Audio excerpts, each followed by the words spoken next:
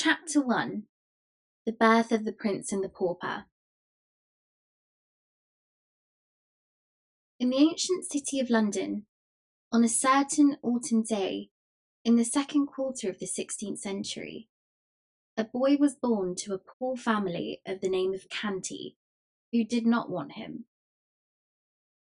On the same day, another English child was born to a rich family of the name of Tudor, who did want him. All England wanted him too. England had so longed for him, and hoped for him, and prayed God for him, that now that he was really come, the people went nearly mad for joy. Mere acquaintances hugged and kissed each other and cried. Everybody took a holiday, and high and low, rich and poor, feasted and danced and sang and got very mellow, and they kept this up for days and nights together. By day, London was a sight to see, with gay banners waving from every balcony and housetop, and splendid pageants marching along. By night, it was again a sight to see, with its great bonfires at every corner, and its troops of revellers making merry around them. There was no talk in all of England but of the new baby, Edward Tudor, Prince of Wales, who lay lapped in silks and satins, unconscious of all this fuss, and not knowing that great lords and ladies were tending him and watching over him, and not caring either. But there was no talk about the other baby, Tom Canty, lapped in his poor rags, except among the family of paupers whom he'd just come to trouble with his presence. Chapter 2. Tom's Early Life. Let us skip a number of years. London was 1500 years old, and a great town for that day. It had 100,000 inhabitants, something double as many. The streets were very narrow and crooked and dirty, especially in the part where Tom Canty lived, which was not far from London Bridge. The houses were of wood, with the second story projecting over the first, and the third sticking its elbows out beyond the second. The higher the houses grew, the broader they grew. They were skeletons of strong criss-cross beams, with solid material between, coated with plaster. The beams were painted red, or blue, or black, according to the owner's taste, and this gave the houses a very picturesque look.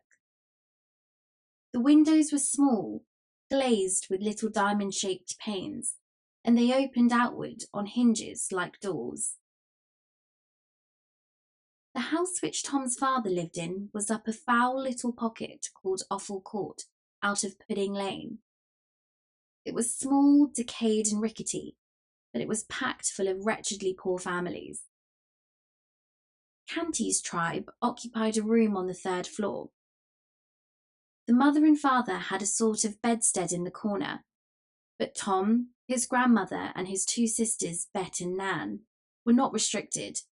They had all the floor to themselves and might sleep where they chose. There were the remains of a blanket or two and some bundles of ancient and dirty straw, but these could not rightly be called beds. They were not organised. They were kicked into a general pile mornings, and selections made from the mass at night for service. Bet and Nan were 15 years old, twins. They were good-hearted girls, unclean, clothed in rags, and profoundly ignorant. Their mother was like them, but the father and the grandmother were a couple of fiends. They got drunk whenever they could, then they fought each other or anybody else who came in their way. They cursed and swore always, drunk or sober. John Canty was a thief and his mother a beggar. They made beggars of the children, but failed to make thieves of them. Among, but not of, the dreadful rabble that inhabited that house was a good old priest whom the king had turned out of house and home with a pension of a few farthings, and he used to get the children aside and teach them right ways secretly. Father Andrew also taught Tom a little Latin and how to read and write, and would have done the same with the girls, but they were afraid of the jeers of their friends, who could have not endured such accomplishment in them. All Offal Court was just such another hive as Canty's house. Drunkenness, riot and brawling were the order there, every night and nearly all night long. Broken heads were as common as hunger in that place. Yet little Tom was not unhappy. He had a hard time of it, but did not know it. It was the sort of time that all the Offal Court boys had. Therefore he supposed it was the correct and comfortable thing. When he came home empty-handed at night, he knew his father would curse him and thrash him first, and that when he was done, the awful grandmother would do it all over again and improve on it, and that away in the night his starving mother would slip to him stealthily with any miserable scrap or crust she had been able to save for him by going hungry herself. Notwithstanding, she was often caught in that sort of treason, and soundly beaten for it by her husband. No, Tom's life went along well enough, especially in summer. He only begged just enough to save himself, for the laws against mendicancy were stringent and the penalties heavy. So he put in a good deal of his time listening to good Father Andrew's charming old tales and legends about giants and fairies, dwarfs and genii, and enchanted castles and gorgeous kings and princes. His head grew to be full of these wonderful things, and many a night, as he lay in the dark on his scant and offensive straw, tired, hungry, and smarting from a thrashing, he unleashed his imagination and soon forgot his aches and pains in delicious picturings to himself of the charmed life of a petted prince in a regal palace. One desire came in time to haunt him day and night. It was to see a real prince with his own eyes. He spoke of it once to some of his Offal Court comrades, but they jeered him and scoffed him so unmercifully that he was glad to keep his dream to himself after that. He often read the priest's old books and got him to explain and enlarge upon them. His dreamings and readings worked certain changes in him by and by. His dream people were so fine that he grew to lament his shabby clothing and his dirt, and to wish to be clean and better clad. He went on playing in the mud just the same, and enjoying it too, but instead of splashing around in the Thames solely for the fun of it, began to find an added value in it because of the washings and cleansings it afforded. Tom could always find something going on around the Maypole in Cheapside, and at the fairs, and now and then he and the rest of London had a chance to see a military parade when some famous unfortunate was carried prisoner to the Tower by land or boat. One summer's day, he saw poor Anne Askew and 3 men burned at the stake in Smithfield, and heard an ex-bishop preach a sermon to them which did not interest him. Yes, Tom's life was varied and pleasant enough, on the whole.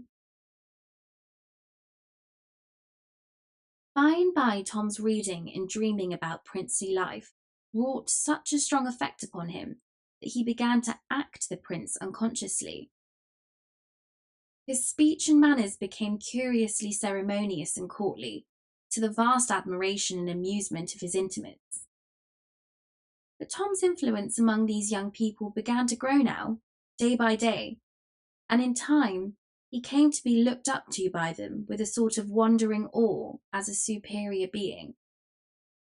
He seemed to know so much, and he could do and say such marvellous things, and withal he was so deep and wise. Tom's remarks and Tom's performances were reported by the boys to their elders, and these also presently began to discuss Tom Canty, and to regard him as a most gifted and extraordinary creature.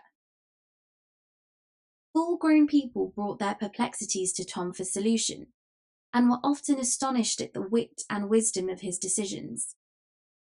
In fact, he was become a hero to all who knew him, except his own family. These only saw nothing in him.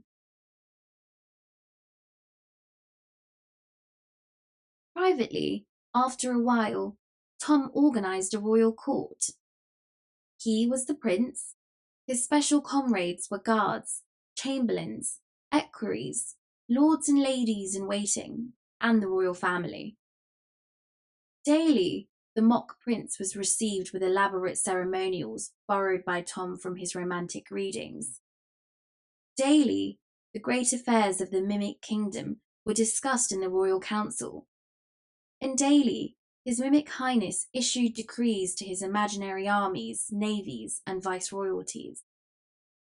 After which, he would go forth in his rags and beg a few farthings, eat his poor crust, take his customary cuffs and abuse, and then stretch himself upon his handful of foul straw, and resume his empty grandeurs in his dreams. And still, his desire to look just once upon a real prince in the flesh grew upon him, day by day, and week by week, until at last it absorbed all other desires and became the one passion of his life.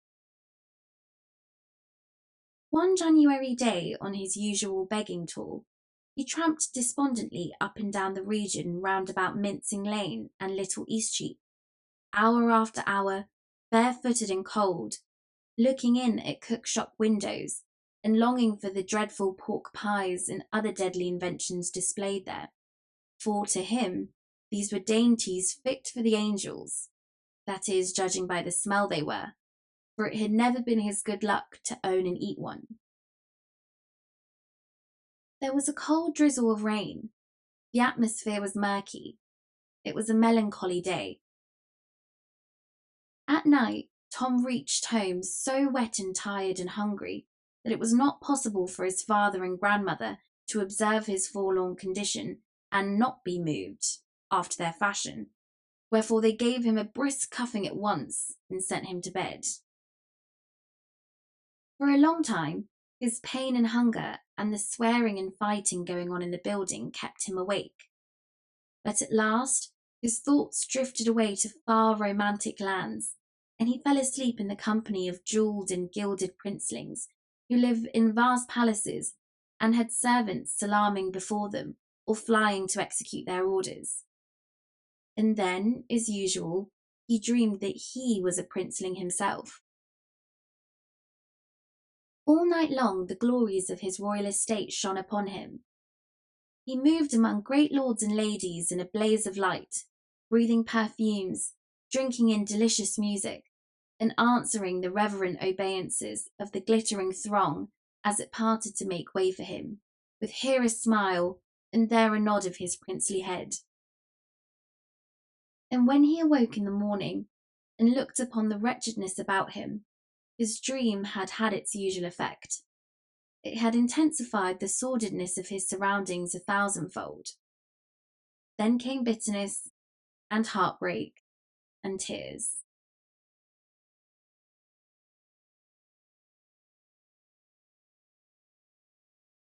Chapter 3. Tom's Meeting with the Prince. Tom got up hungry and sauntered hungry away, but with his thoughts busy with the shadowy splendours of his night's dreams. He wandered here and there in the city, hardly noticing where he was going or what was happening around him. People jostled him, and some gave him rough speech, but it was all lost on the musing boy. By and by he found himself at Temple Bar, the farthest from home he had ever travelled in that direction. He stopped and considered a moment, then fell into his imaginings again, and passed on outside the walls of London. The Strand had ceased to be a country road then, and regarded itself as a street, but by a strange construction. For though there was a tolerably compact row of houses on one side of it, there were only some scattered great buildings on the other, these being the palaces of rich nobles, with ample and beautiful grounds stretching to the river, grounds that are now closely packed with grim acres of brick and stone. Tom discovered Charing Village presently, and rested himself at the beautiful cross built there by a bereaved king of earlier days, then idled down a quiet, lovely road, past the great cardinal's stately palace, toward a far more mighty and majestic palace beyond, Westminster.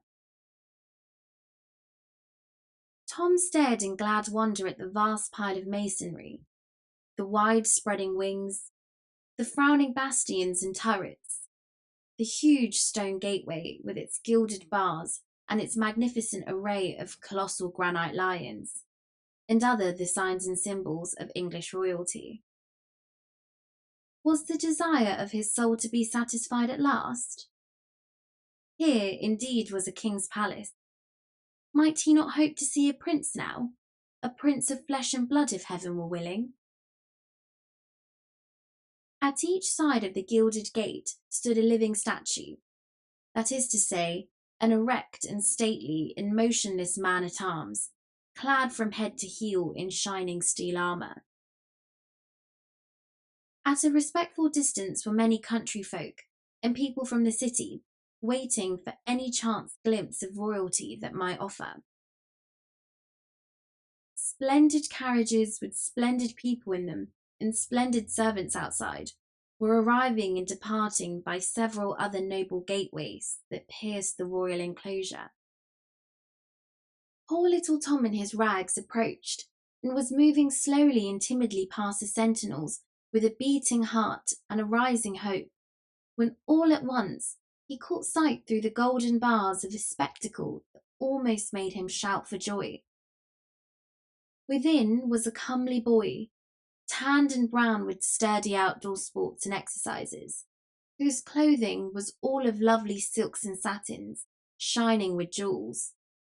At his hip, a little jewelled sword and dagger, dainty buskins on his feet with red heels, and on his head a jaunty crimson cap with drooping plumes fastened with a great sparkling gem. Several gorgeous gentlemen stood near, his servants without a doubt. Oh, he was a prince, a living prince, a real prince without the shadow of a question, and the prayer of the pauper boy's heart was answered at last. Tom's breath came quick and short with excitement, and his eyes grew big with wonder and delight. Everything gave way in his mind instantly to one desire, that was to get close to the prince and have a good, devouring look at him. Before he knew what he was about, he had his face against the gate bars. The next instant, one of the soldiers snatched him rudely away and sent him spinning among the gaping crowd of country gawks and London idlers.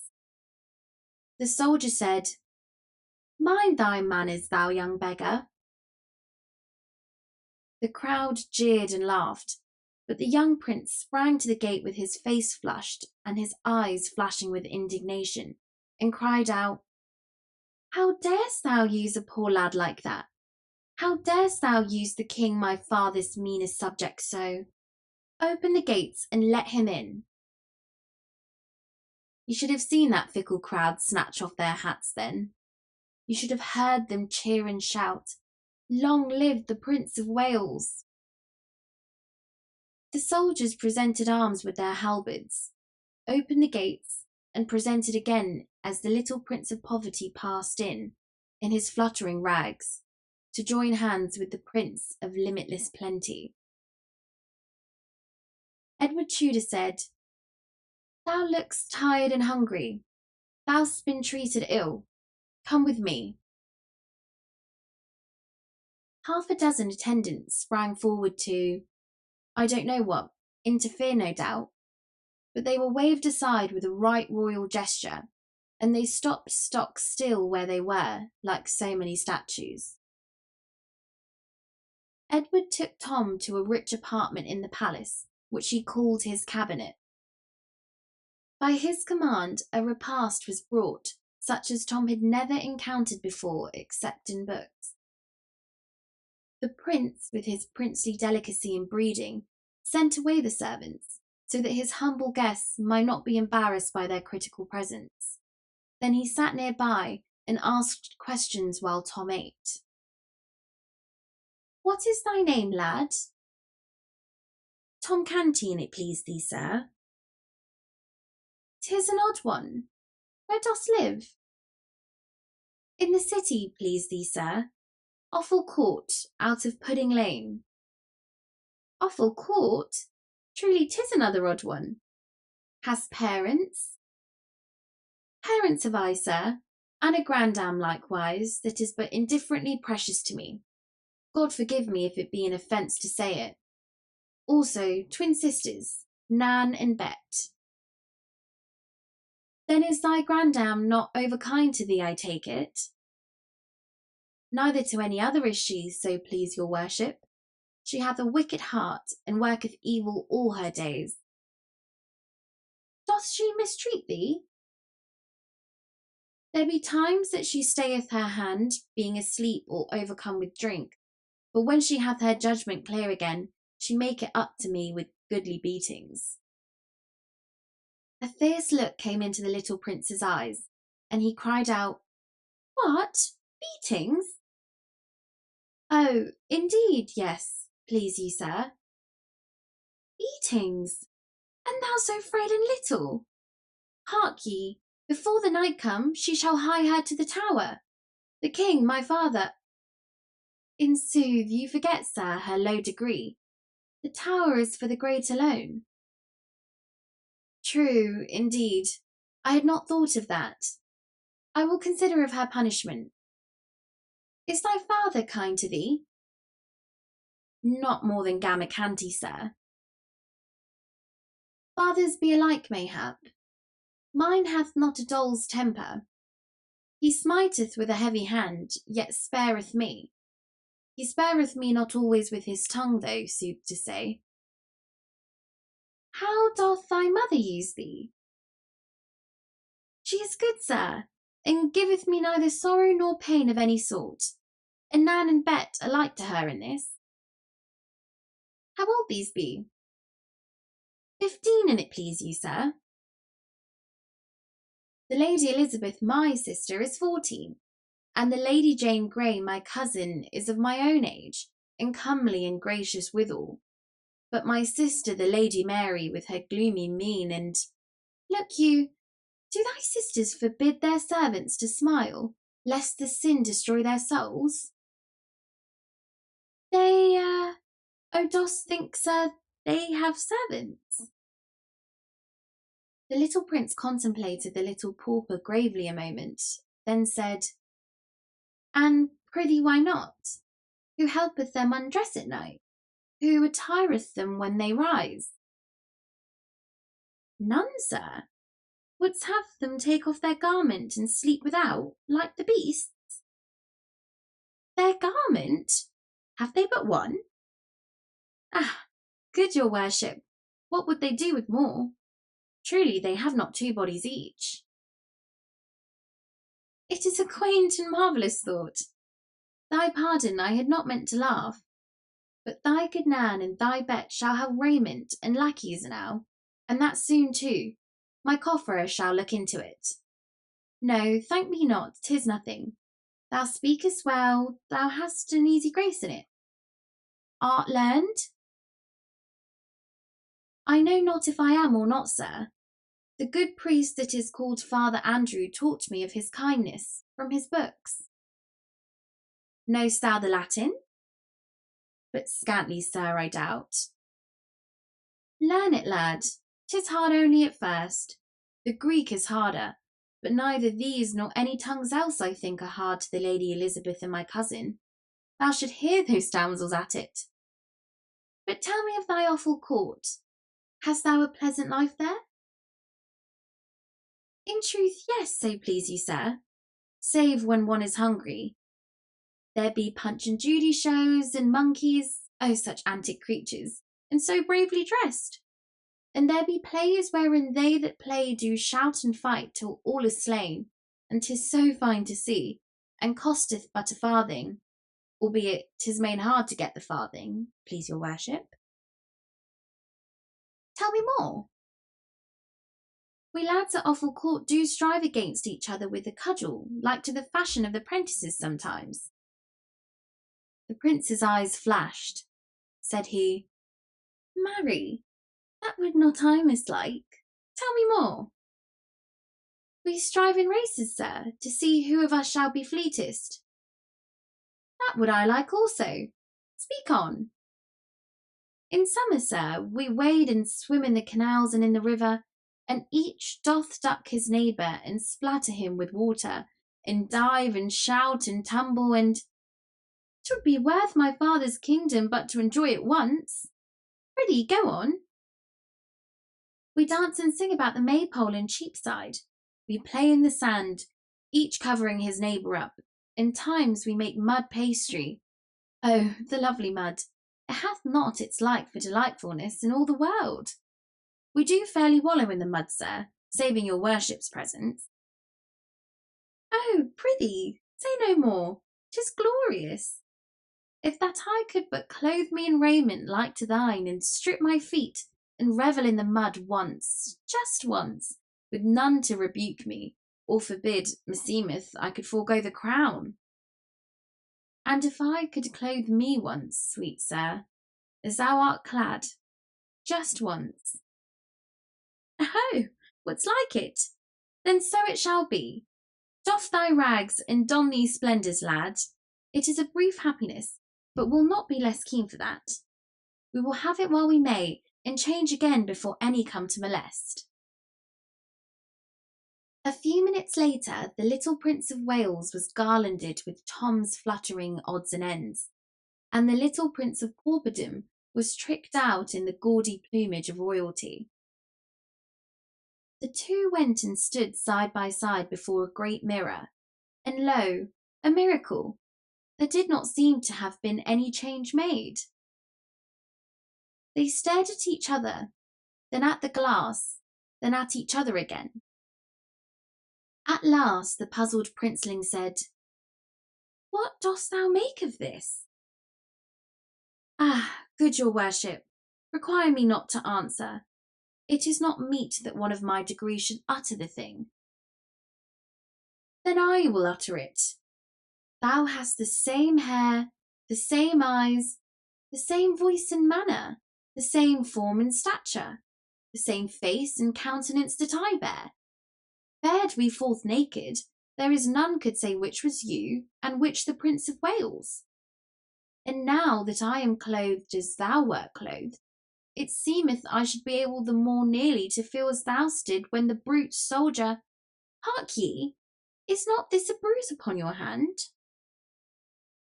Yes, but it is a slight thing, and your worship knoweth that the poor man-at-arms— Peace! It was a shameful thing, and a cruel, cried the little prince, stamping his bare foot.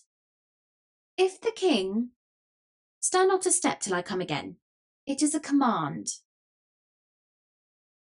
In a moment he had snatched up and put away an article of national importance that lay upon a table, and was out at the door and flying through the palace grounds in his bannered rags, with a hot face and glowing eyes. As soon as he reached the great gate, he seized the bars and tried to shake them, shouting, Open! Unbar the gates!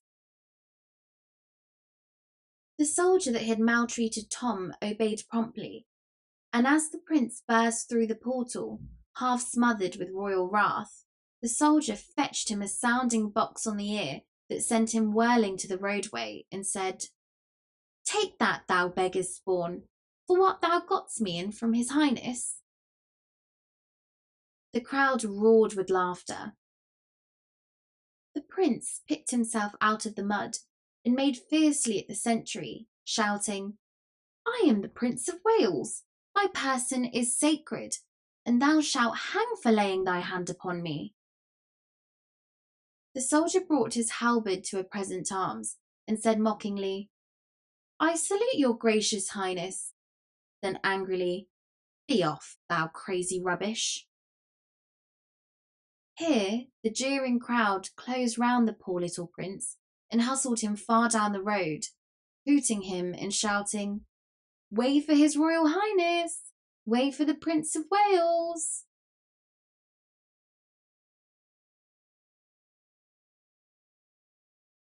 Chapter 4. The Prince's Troubles Begin. After hours of persistent pursuit and persecution, the little prince was at last deserted by the rabble and left to himself.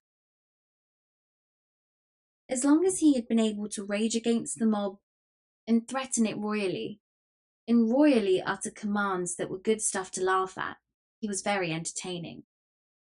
But when weariness finally forced him to be silent, he was no longer of use to his tormentors, and they sought amusement elsewhere. He looked about him now, but could not recognize the locality. He was within the city of London. That was all he knew. He moved on aimlessly, and in a little while the houses thinned and the passers-by were infrequent. He bathed his bleeding feet in the brook which flowed then where Farringdon Street now is, rested a few moments, then passed on, and presently came upon a great space with only a few scattered houses in it and a prodigious church. He recognised this church. Scaffoldings were about everywhere, and swarms of workmen, for it was undergoing elaborate repairs. The prince took heart at once. He felt that his troubles were at an end now. He said to himself, "It is the ancient Greyfriars Church, which the king my father hath taken from the monks and given for a home for ever for poor and forsaken children, and new named it Christ's Church. Right gladly will they serve the son of him who hath done so generously by them, and the more that son is himself as poor and as forlorn as any that be sheltered here this day or ever shall be." He was soon in the midst of a crowd of boys who were running, jumping, playing at ball and leapfrog, and otherwise disporting themselves, and right noisily too. They were all dressed alike, and in the fashion which in that day prevailed among serving men and prentices. That is to say, each had on the crown of his head a flat-back cap about the size of a saucer, which was not useful as a covering, it being of such scanty dimensions. Neither was it ornamental. From beneath it the hair fell unparted to the middle of the forehead, and was cropped straight around. A clerical band at the neck, a blue gown that fitted closely and hung as low as the knees or lower, full sleeves, a broad red belt, bright yellow stockings gartered above the knees, low shoes with metal buckles. It was a sufficiently ugly costume. The boys stopped their play and flocked about the prince, who said with native dignity, "Good lads, say to your master that Edward, Prince of Wales, desireth speech with him." A great shout went up at this, and one rude fellow said, "Marry, art thou his grace's messenger, beggar?" The prince's face flushed with anger, and his ready hand flew to his hip, but there was nothing there. There was a storm of laughter, and one boy said, "Didst mark that? He fancied he had a sword belike he is the prince himself." This sally brought more laughter. Poor Edward drew himself up proudly and said, "I am the prince, and it ill beseemeth you that feed upon the king my father's bounty to use me so." This was vastly enjoyed as the laughter testified. The youth who had first spoken shouted to his comrades, "Ho, swine, slaves, pensioners of his grace's princely father, where be your manners? Down on your marrow bones, all of ye, and due reverence to his kingly port and royal rags." With boisterous mirth they dropped upon their knees in a body, and did mock homage to their prey. The prince spurned the nearest boy with his foot, and said fiercely, "Take thou that till the morrow come and I build thee a gibbet." Ah, but this was not a joke. This was going beyond fun. The laughter ceased on the instant, and fury took its place. A dozen shouted, "Hail him forth! To the horse pond! To the horse pond! Where be the dogs? Ho there lion! Ho fangs!" Then followed such a thing as England had never seen before. The sacred person of the heir to the throne rudely buffeted by plebeian hands, and set upon and torn by dogs. As night drew to a close that day, the prince found himself far down in the close-built portion of the city. His body was bruised, his hands were bleeding, and his rags were all besmirched with mud. He wandered on, and grew more and more bewildered, and so tired and faint that he could hardly drag one foot after the other. He had ceased to ask questions of anyone, since they brought him only insult instead of information. He kept muttering to himself, "Awful Court, that is the name. If I can but find it before my strength is wholly spent and I drop, then I am saved. His people will take me to the palace and prove that I am none of theirs, but the true prince, and I shall have mine own again." And now and then his mind reverted to his treatment by those rude Christ's Hospital boys, and he said, "When I am king, they shall not have bread and shelter only, but also teachings out of books. For a full belly is little worth where the mind is starved, and the heart. I will keep this diligently in my remembrance, that this day's lesson be not lost upon me, and my people suffer thereby. For learning softeneth the heart, and breedeth gentleness and charity." The lights began to twinkle. It came on to rain. The wind rose, and a raw and gusty night set in. The houseless prince, the homeless heir to the throne of England, still moved on, drifting deeper into the maze of squalid alleys where the swarming hives of poverty and misery were massed together. Suddenly, a drunken ruffian collared him and said, "Out to this time of night again, and hast not brought a farthing home? I warrant me, if it be so, and I do not break all the bones in thy lean body, then I am not John Canty, but some other." The prince twisted himself loose, unconsciously brushed his profane shoulder, and eagerly said, "Oh, art his father truly? Sweet heaven, grant it be so. Then wilt thou fetch him away and restore me?" "His father? I know not what thou meanest, but I know I am thy father, as thou shalt soon have cause to. Oh, jest not, halter not, delay not. I am worn, I am wounded, I can bear no more. Take me to the king my father, and he will make thee rich beyond thy wildest dreams. Believe me, man, believe me. I speak no lie, but only the truth. Put forth thy hand and save me. I am indeed the Prince of Wales." The man stared down stupefied upon the lad, then shook his head and muttered, "Gone stark mad as any Tom o' Bedlam," then collared him once more, and said with a coarse laugh and an oath, "But mad or no mad, I and thy Gamacanty will soon find where the soft places in thy bones lie, or I am no true man."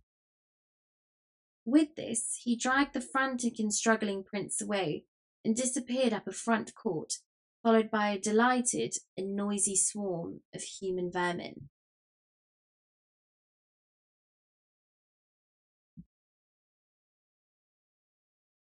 Chapter 5. Tom as a Patrician. Tom Canty, left alone in the prince's cabinet, made good use of his opportunity. He turned himself this way and that before the great mirror, admiring his finery, then walked away, imitating the prince's high-bred carriage and still observing results in the glass. Next, he drew the beautiful sword and bowed, kissing the blade and laying it across his breast, as he had seen a noble knight do by way of salute to the lieutenant of the Tower 5 or 6 weeks before, when delivering the great lords of Norfolk and Surrey into his hands for captivity. Tom played with the jewelled dagger that hung upon his thigh. He examined the costly and exquisite ornaments of the room. He tried each of the sumptuous chairs and thought how proud he would be if the awful court herd could only peep in and see him in his grandeur. He wondered if they would believe the marvellous tale he should tell when he got home, or if they would shake their heads and say his overtaxed imagination had at last upset his reason. At the end of half an hour, it suddenly occurred to him that the prince was gone a long time. Then right away he began to feel lonely. Very soon he fell to listening and longing, and ceased to toy with the pretty things about him. He grew uneasy, then restless, then distressed.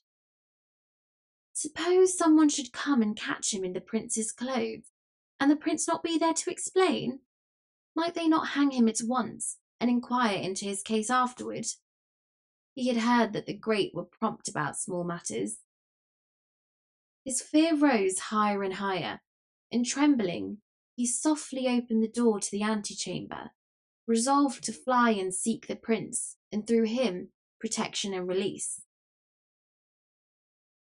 6 gorgeous gentlemen servants and 2 young pages of high degree, clothed like butterflies, sprang to their feet and bowed low before him. He stepped quickly back and shut the door. He said, "Oh, they mock at me. They will go and tell. Oh, why came I here to cast away my life?" He walked up and down the floor, filled with nameless fears, listening, starting at every trifling sound. Presently the door swung open, and a silken page said, "The Lady Jane Grey." The door closed, and a sweet young girl, richly clad, bounded toward him. But she stopped suddenly and said in a distressed voice, "Oh, what aileth thee, my lord?" Tom's breath was nearly failing him, but he made shift to stammer out, "Ah, be merciful, thou. In sooth, I am no lord, but only poor Tom Canty of Offal Court in the city. Prithee let me see the prince, and he will of his grace restore to me my rags, and let me hence unhurt. O be thou merciful and save me." By this time the boy was on his knees and supplicating with his eyes and uplifted hands, as well as with his tongue. The young girl seemed horror-stricken. She cried out, "Oh, my lord, on thy knees, and to me?" Then she fled away in fright, and Tom, smitten with despair, sank down, murmuring, "There is no help, there is no hope. Now will they come and take me?" Whilst he lay there benumbed with terror, dreadful tidings were speeding through the palace. The whisper, for it was whispered always, flew from menial to menial, from lord to lady, down all the long corridors, from story to story, from saloon to saloon. "The prince hath gone mad! Prince hath gone mad!" Soon, every saloon, every marble hall, had its groups of glittering lords and ladies, and other groups of dazzling lesser folk, talking earnestly together in whispers, and every face had in it dismay. Presently, a splendid official came marching by these groups, making solemn proclamation. "In the name of the king, let none list to this false and foolish matter upon pain of death, nor discuss the same, nor carry it abroad, in the name of the king." The whispering ceased as suddenly as if the whisperers had been stricken dumb. Soon there was a general buzz along the corridors of, The prince! See, the prince comes! Poor Tom came slowly, walking past the low-bowing groups, trying to bow in return, and meekly gazing upon his strange surroundings with bewildered and pathetic eyes. Great nobles walked upon each side of him, making him lean upon them, and so steady his steps. Behind him followed the court physicians and some servants. Presently, Tom found himself in a noble apartment of the palace, and heard the door close behind him. Around him stood those who had come with him. Before him, at a little distance, reclined a very large and very fat man, with a wide pulpy face and a stern expression. His large head was very grey, and his whiskers, which he wore only around his face, like a frame, were grey also. His clothing was of rich stuff, but old and slightly frayed in places.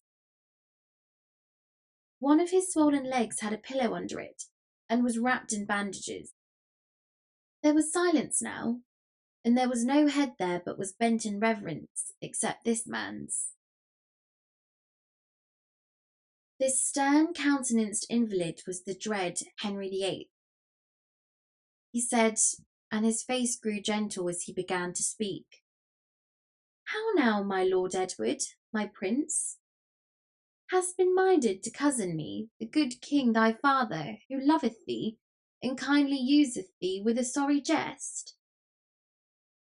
Poor Tom was listening as well as his day's faculties would let him to the beginning of this speech, but when the words, "me the good king," fell upon his ear, his face blanched, and he dropped as instantly upon his knees as if a shot had brought him there. Lifting up his hands, he exclaimed, "Thou the king? Then I am undone indeed."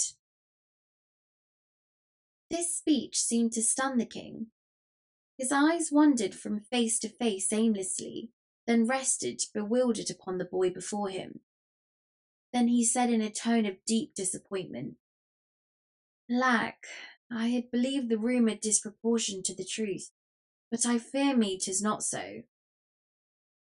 He breathed a heavy sigh and said in a gentle voice, "Come to thy father, child. Thou art not well." Tom was assisted to his feet, and approached the majesty of England, humble and trembling. The king took the frightened face between his hands, and gazed earnestly and loving into it awhile, as if seeking some grateful sign of returning reason there, then pressed the curly head against his breast, and patted it tenderly. Presently he said, "Dost not know thy father, child?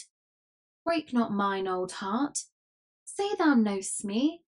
Thou dost know me, dost thou not?" "Yea, thou art my dread lord the king, whom God preserve." "True, true, that is well. Be comforted, tremble not so. There is none here that would hurt thee. There is none here but loves thee. Thou art better now. Thy ill dream passeth, is it not so? Thou wilt not miscall thyself again, as they say thou didst a little while agone?" "I pray thee of thy grace believe me. I did but speak the truth, most dread lord, for I am the meanest among thy subjects, being a pauper born, and 'tis by a sore mischance and accident I am here, albeit I was therein nothing blameful. I am but young to die, and thou canst save me with one little word. Oh, speak it, sir." "Die? Talk not so, sweet prince. Peace, peace to thy troubled heart. Thou shalt not die." Tom dropped upon his knees with a glad cry. "God requite thy mercy, O my king, and save thee long to bless thy land." Then springing up, he turned a joyful face toward the two lords in waiting and exclaimed, "Thou heardst it. I am not to die. The king hath said it." There was no movement, save that all bowed with grave respect, but no one spoke. He hesitated, a little confused, then turned timidly toward the king, saying, I may go now? Go, surely, if thou desirest. But why not tarry yet a little? Whither wouldst go? Tom dropped his eyes and answered humbly, Peradventure I mistook, but I did think me free, and so was I moved to seek again the kennel where I was born and bred to misery, yet which harboureth my mother and my sisters, and so is home to me, whereas these pomps and splendours whereunto I am not used. Oh, please you, sir, to let me go. The king was silent and thoughtful a while. His face betrayed a growing distress and uneasiness. Presently he said with something of hope in his voice, Perchance he is but mad upon this one strain, and hath his wits unmarred is toucheth other matter. God send it may be so. We will make trial. Then he asked Tom a question in Latin, and Tom answered him lamely in the same tongue. The lords and doctors manifested their gratification also. The king said, 'Twas not according to his schooling and ability, but showeth that his mind is but diseased, not stricken fatally. How say you, sir? The physician addressed bowed low and replied, It jumpeth with my own conviction, sire, that thou hast divined all right. The king looked pleased with this encouragement, coming as it did from so excellent authority, and continued with good heart, Now mark ye all, we will try him further. He put a question to Tom in French. Tom stood silent a moment, embarrassed by having so many eyes centred upon him, then said diffidently, I have no knowledge of this tongue, so please your majesty. The king fell back upon his couch. The attendants flew to his assistance. Then he put them aside and said, Trouble me not, it is nothing but a scurvy faintness. Raise me, there, 'tis sufficient. Come hither, child. There, rest thy poor troubled head upon thy father's heart, and be at peace. Thou'lt soon be well. 'Tis but a passing fantasy. Fear thou not, thou'lt soon be well. Then he turned toward the company. His gentle manner changed, and baleful lightnings began to play from his eyes. He said, List ye all, this my son is mad, but it is not permanent. Overstudy hath done this, and somewhat too much of confinement. Away with his books and teachers, see ye to it. Pleasure him with sports, beguile him in wholesome ways, so that his health come again. He raised himself higher still, and went on with energy. He is mad, but he is my son, and England's heir, and mad or sane, still shall he reign. And hear ye further, and proclaim it. Whoso speaketh of this, his distemper, worketh against the peace and order of these realms, and shall to the gallows. Give me drink, I burn. This sorrow sappeth my strength. There, take away the cup. Support me. There, that is well. Mad is he. Were he 1,000 times mad, he is Prince of Wales, and I, the king, will confirm it. This very morrow shall he be installed in his princely dignity in due and ancient form. Take instant order for it, my Lord Hertford. One of the nobles knelt at the royal couch and said, The king's majesty knoweth that the hereditary great marshal of England lieth attainted in the Tower. It would not meet that one attainted— Peace! Insult not mine ears with his hated name. Is this man to live forever? Am I to be bollocked of my will? Is the prince to tarry uninstalled because, forsooth, the realm lacketh an earl marshal free of treasonable taint to invest him with his honours? No, by the splendour of God. Warn my parliament to bring Norfolk's doom before the sun rise again, else shall they answer for it grievously. Lord Hertford said, The king's will is law, and rising, returned to his former place. Gradually, the wrath faded out of the old king's face, and he said, Kiss me, my prince. There, What fearest thou? Am I not thy loving father? Thou art good to me, that I am unworthy, O mighty and gracious Lord, that in truth I know. But it grieveth me to think of him that is to die, and tis like thee, tis like thee. I know thy heart is still the same, even though thy mind hath suffered hurt, for thou wert ever of gentle spirit. But this Duke standeth between thee and thine honours. I will have another in his stead that shall not bring no taint to his great office. Comfort thee, my prince. Trouble not thy poor head with this matter. But is it not I that speed him hence, my liege? How long might he not live but for me? Take no thought of him, my prince, he is not worthy. Kiss me once again, and go to thy trifles and amusement, for my malady distresseth me. I am aweary and would rest. Go with thine uncle Hertford and thy people, and come again when my body is refreshed. Tom, heavy-hearted, was conducted from the presence, for this last sentence was a death-blow to the hope he had cherished that now he would be set free. Once more he heard the buzz of low voices exclaiming, "The prince! The prince comes!" His spirits sank lower and lower as he moved between the glittering files of bowing courtiers. He recognised that he was indeed a captive now, and might remain forever shut up in this gilded cage, a forlorn and friendless prince, except God in his mercy take pity upon him and set him free. And turn where he would, he seemed to see floating in the air the severed head and the remembered face of the great Duke of Norfolk, the eyes fixed on him reproachfully. His old dreams had been so pleasant, but this reality was so dreary.